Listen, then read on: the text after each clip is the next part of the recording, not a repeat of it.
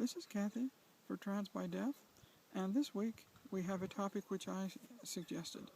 The topic is transgender aging.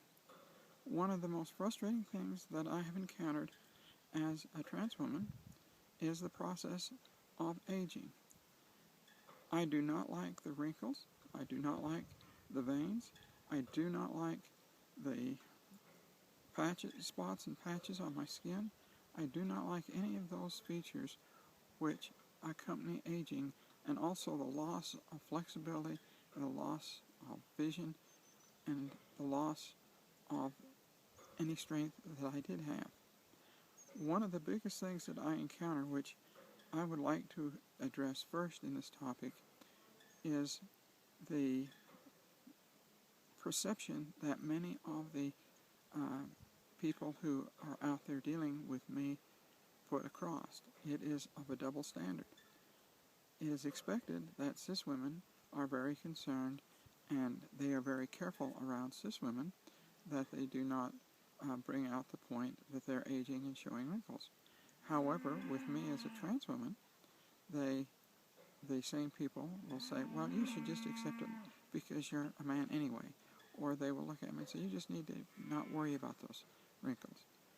I want to assure those people who are watching this, who deal with older trans women, that we are as concerned about our looks and about those wrinkles and about those patches and about the aging process that drops our ability to do things as any cis woman out there.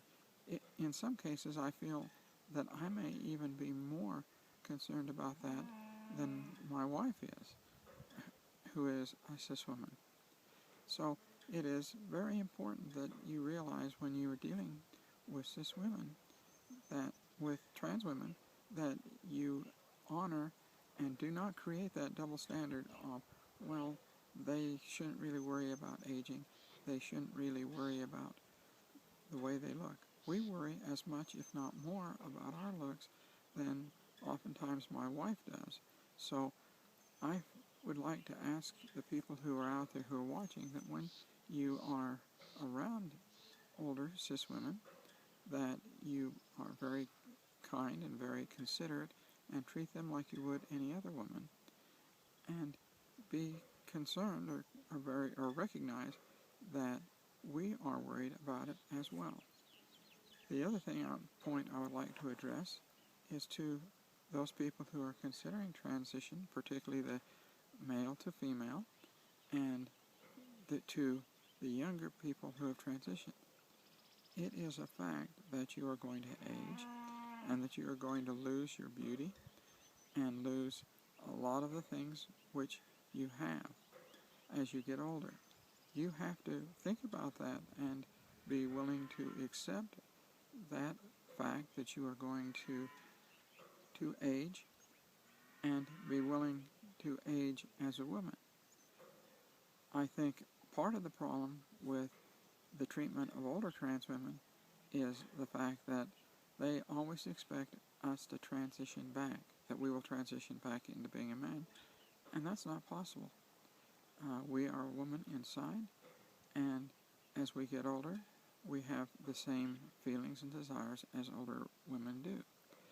The other thing that I would like to talk about in aging is that when you go to the store, you have to buy age-appropriate clothing. Many new people who are just beginning transition, one of the biggest mistakes you make is buying age and event clothes which are not appropriate for either A, your age, or the event or activity which you are going to. You need to dress in the appropriate clothing when you're going to an event that represents your age. One of the biggest ways in which you can be harassed is you as an older trans person is go to some activity where you are inappropriately dressed or not dressed according to the expectations of the people for a woman or man of your particular age. And you have to be very aware that when you go, you have to look and act your age as you go there. It really bothers me a lot of times when I will go clothes shopping and go in and I'll find a blouse that I really think is beautiful. I go and put it on and I say, I would have loved to wear this blouse when I was 25, but at age 60, that blouse makes me look very inappropriate and does not really reflect my age that I have there, and so I have to put the thing back, and that really bothers me. The same thing goes when I go to buy a nice dress. When I buy a nice dress, I have to make sure that it's long enough. Mini skirts don't cut it when you're over 40. You have to have dresses that are knee-length or longer, and they have to accent you as an older person. You can't have odd colors and odd patterns that you would have worn when you were 18 to 25. And I feel that's a very important part of this aging process, is as you age to change your clothing to be age appropriate. The next thing I'd like to talk about is activities. And this is one of the places where I say one thing and yet I do another. On a number of occasions I've mentioned the fact that I love to horse ride, and that by far me and the 3 other ladies that I compete with are 20 years too old to be doing it, but we still enjoy it. I suspect I'll be riding a horse as long as I can climb up on that horse, because I, as a woman, enjoy riding horses. Recently, I was out on a trail ride, and I was the oldest person on that trail ride. I enjoyed every last minute of it. Was I age appropriate? No. Did anybody really care? They kind of treated me like, hey, you're grandma. But that was all right. I'm in my 60s, and when you're in your 60s, you have to expect some of that treatment as an older person. But that certainly activity is questionable as being age appropriate, because of a certain amount of risk of falling or having your horse spook and throw you. I don't think mine will, but it's always a possibility for a horse to do that. In my shooting, it's the same situation. I enjoy it, and so I continue to do it. On the other hand, I have activities like I like to go to a sewing circle, and I'm a member of a sewing circle, and I love going there, spending time with the older women that are doing it. I, a lot of times, help older women do quilting, and go and be in a quilting group. I also love to cook, provide meals for people, and do the things which a lot of older women, like to do. So one of the things that I would encourage you to do as you age is adapt your activities that you're involved with so that you are doing age-appropriate activities as the woman that you are.